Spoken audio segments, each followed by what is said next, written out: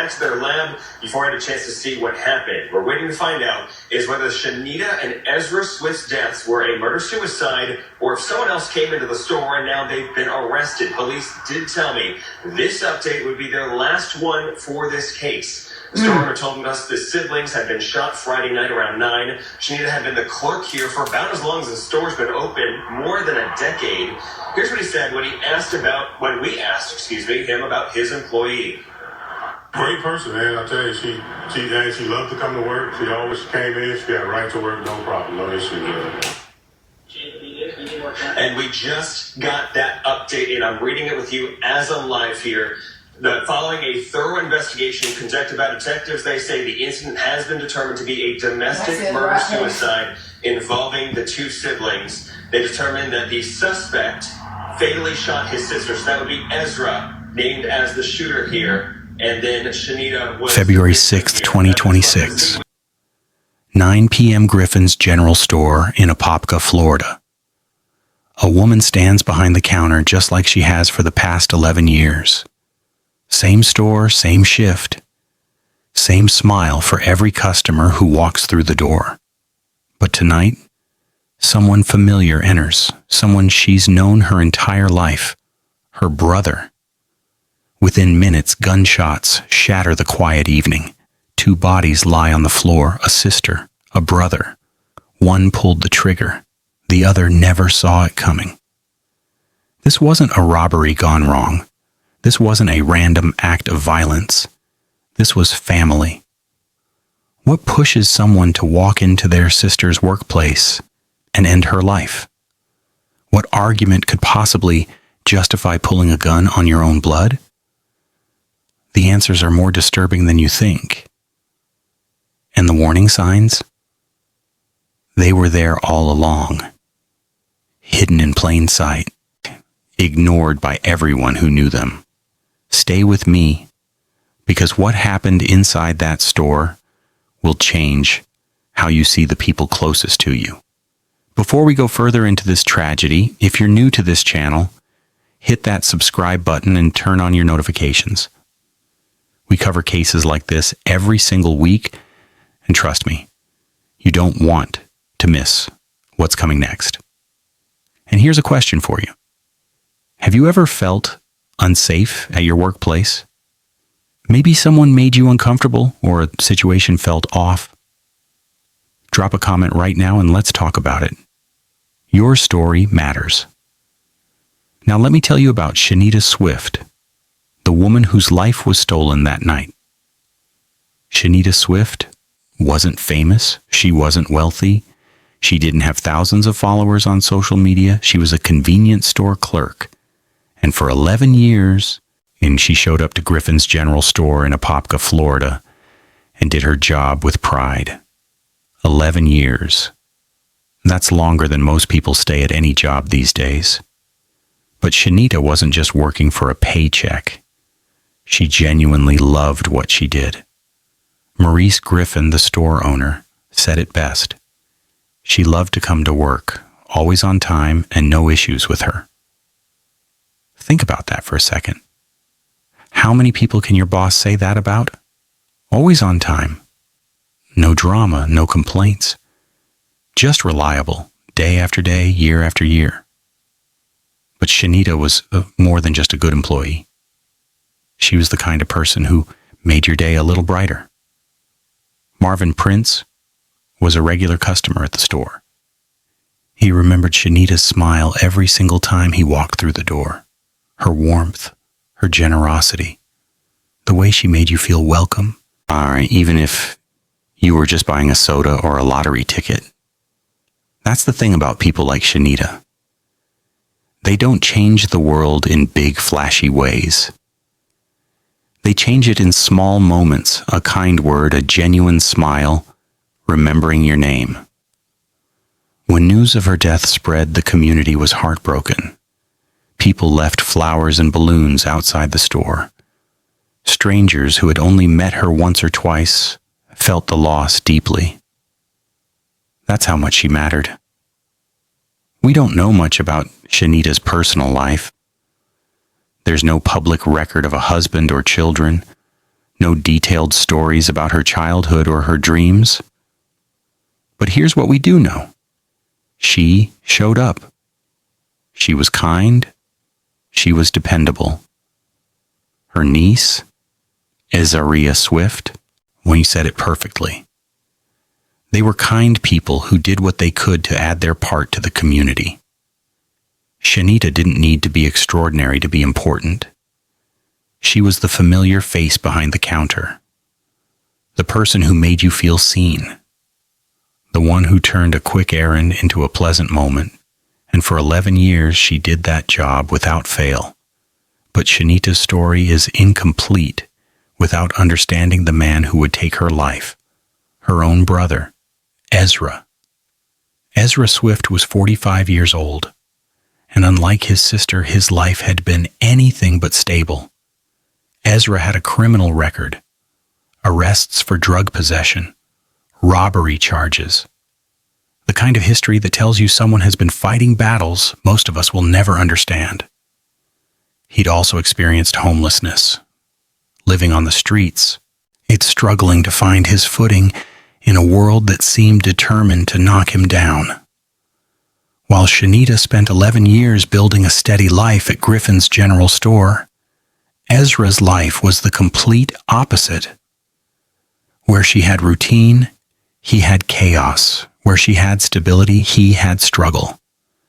But here's the thing. Ezra wasn't a stranger to his sister. He visited her at the store. They saw each other. They talked.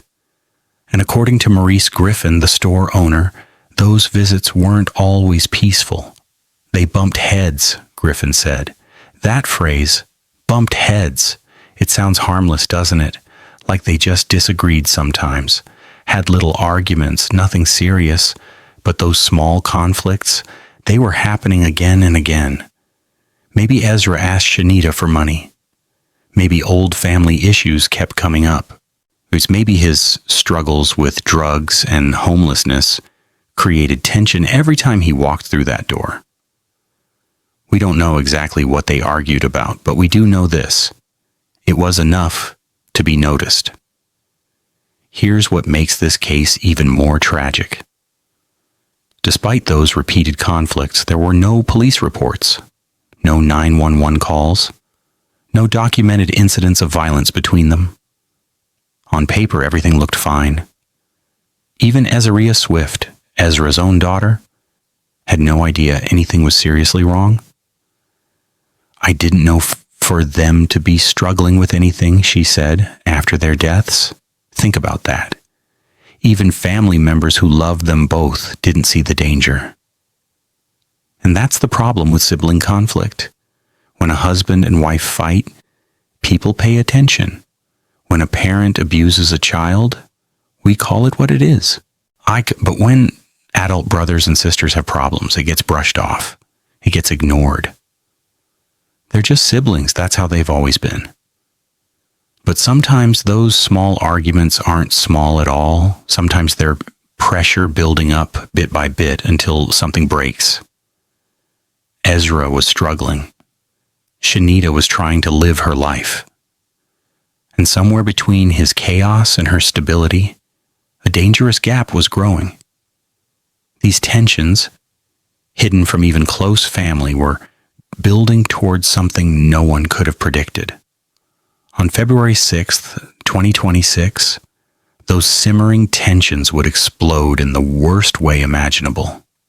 February 6th, 2026, Friday night, 9 p.m. For most people in Apopka, Florida, it was just another ordinary evening. The weekend was starting. People were picking up snacks, grabbing drinks, just stopping by Griffin's General Store for last-minute items. Schenita Swift was behind the counter, like always, working her shift, doing her job. And then Ezra walked in, her brother, the man she'd known her entire life. At first, maybe it seemed normal, just another visit. But something was different this time. They started talking.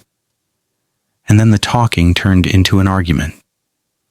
We don't know exactly what sparked it. Was it about money? Did Ezra need something Schenita couldn't give? Was it an old family issue that had been buried for years, finally coming to the surface?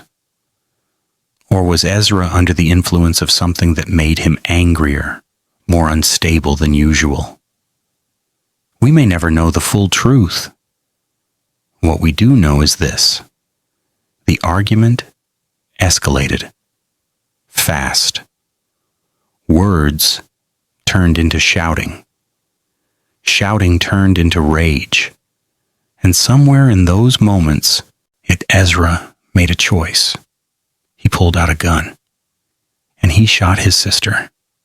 Schenita Swift, the woman who'd shown up to work for 11 years, who smiled at customers, who never caused problems, was killed in the place where she felt safe. But Ezra didn't stop there. In the same store, standing over his sister's body, he turned the gun on himself. 2 gunshots. 2 lives gone. In a matter of seconds. The Apopka Police Department received a service call shortly after. When officers arrived at Griffin's General Store, they found both bodies inside. Schenita, Ezra, brother and sister, dead. The scene was devastating. Blood. Silence. The kind of tragedy that leaves even experienced officers shaken. Detectives immediately began their investigation. They collected evidence from the scene. They interviewed witnesses, people who had been nearby, even customers who might have seen or heard something.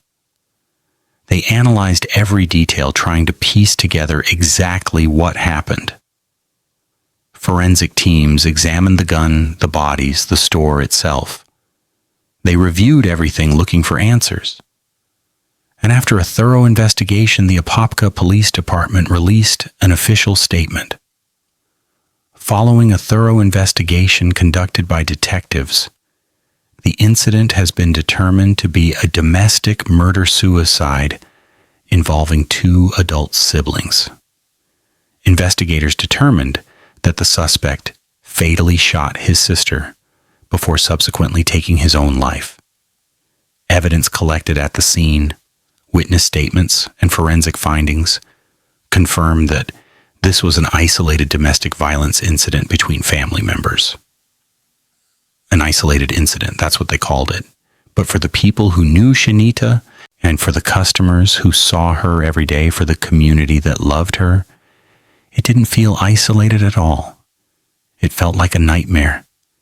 Griffin's General Store closed immediately. Police tape surrounded the building. Officers stayed in the area, making sure there was no further danger to the public. But the damage was already done. Flowers started appearing outside the store. Balloons, handwritten notes. People who'd only exchanged a few words with Schenita felt compelled to leave something behind. A way to say goodbye. A way to honor her memory. The community was in shock. How does something like this happen? How does a brother kill his sister in a place where she should have been safe? As police worked the scene, a family was about to receive the most devastating news imaginable. This case hits different because it happened in such an ordinary place. A convenience store where people bought their morning coffee and lottery tickets. A place that should have been safe. I want to hear from you. What do you think could have prevented this tragedy? Was there something someone could have done? Drop your thoughts in the comments below. And if you're finding value in this story, smash that like button. It really helps us cover more cases like this and spread awareness. The Swift family's nightmare was just beginning. Ezra Swift lost 2 people she loved in one night. Her father, her aunt, gone in seconds. Most people who lose a family member have other relatives to lean on, someone to cry with, someone to share the pain. But Ezra? She lost both of them at the same time. There was no one left to help her make sense of what happened. When she spoke to reporters, you could hear the shock in her voice. That actually took me back a bit, the murder-suicide thing, she said. I didn't know for them to be struggling with anything. Think about what that means. Even the people closest to Ezra and Schenita had no idea things were this bad. No warning, no sign that violence was coming. Just a normal day that turned into the worst day of their lives. On February 9th, 3 days after the shooting, Azaria and other family members went to the police station. They reviewed the store's video footage. They looked at the evidence. They listened to what investigators had found. It's hard to imagine what that must have been like. Watching the final moments of your father's and aunt's lives, seeing the argument, the gun, brought to the end. Afterward, the family posted a message online asking for privacy. The community had been reaching out, offering support, sending condolences. But sometimes grief is too heavy to share with the world. Griffin's General Store became a memorial. People kept leaving flowers, balloons, and notes. Strangers who had only met Schenita once felt the need to honor her. The store stayed closed, a reminder of what was lost. But it wasn't just the family who was hurting. The entire community felt it. Customers who used to stop by every morning couldn't believe Schenita was gone. Neighbors talked about how safe they'd always felt in that store.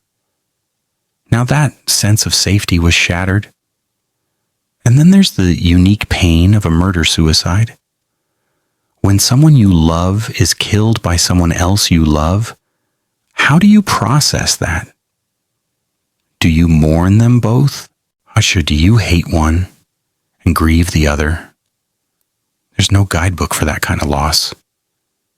Azaria and her family were left with questions that may never be answered. Could they have done something? Were there signs they missed? Could this have been stopped? As the Swift family grieves, we're left asking the most important question. Could this have been prevented? Here's something most people don't realize. When we talk about domestic violence, we usually think about partners, husbands and wives, boyfriends and girlfriends, but violence between siblings? It barely gets mentioned. And that's a problem. Because what happened to Schenita Swift wasn't random. There were warning signs. They were there all along. People just didn't know what they were looking at. Let's break them down. First, the repeated conflicts. Itzy Maurice Griffin said Ezra and Schenita bumped heads when he visited the store. That wasn't a one-time thing. It kept happening. When siblings argue over and over again, especially in public places, that's a red flag. It means there's something unresolved, something building. Second, Ezra's criminal history. Arrests for drug possession and robbery. Those aren't just mistakes. They're signs of deeper issues. Addiction, desperation, instability. Third, his homelessness. People don't end up on the streets for no reason.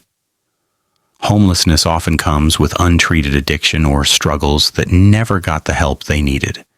And fourth, maybe the most important one, Ezra had access to a gun. Despite all his struggles, despite his criminal record, he was able to get his hands on a firearm. So why didn't anyone step in? Here's the truth.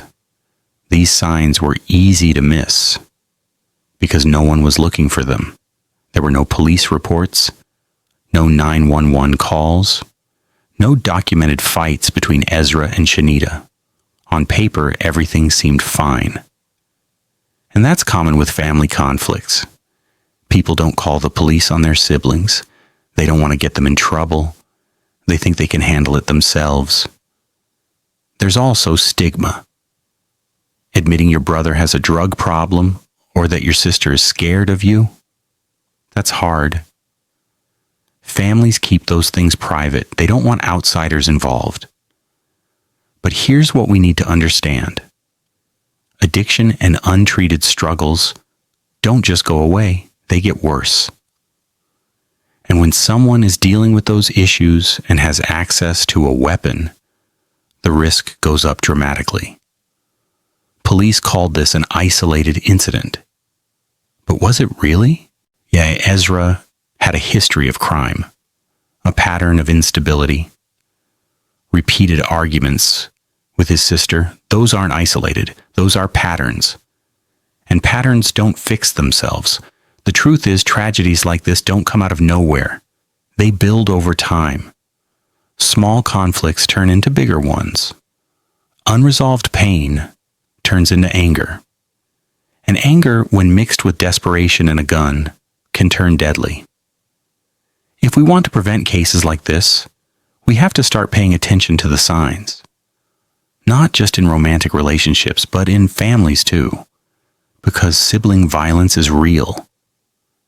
And it's more common than we think.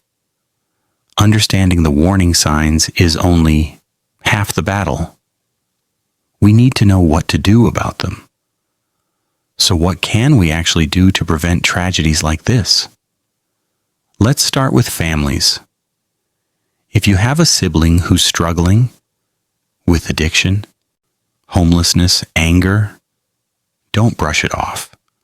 Don't assume it'll get better on its own. Take those conflicts seriously. Family mediation and counseling exist for a reason.